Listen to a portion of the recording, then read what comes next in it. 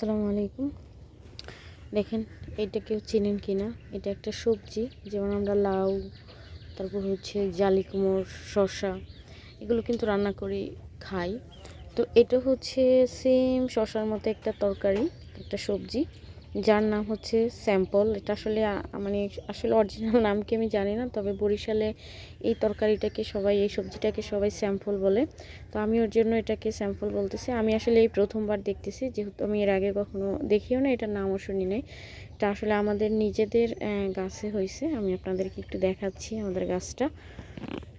হ্যাঁ, যে গাছটা দেখাবো, তো এইটা হচ্ছে সেই গাছ। এখানে দুইটা স্যাম্পল হয়েছিল।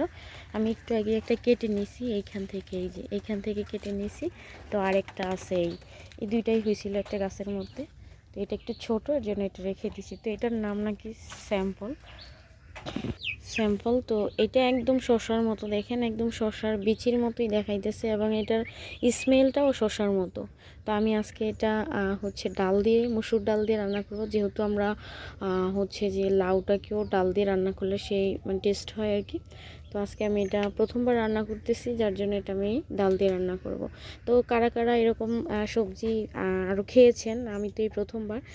এবং এটার টেস্ট কেমন হয় এবং এটা আসলে কী দিয়ে রান্না করতে হয় কমেন্ট করে জানাবেন। ধন্যবাদ। আল্লাহ হাফিজ।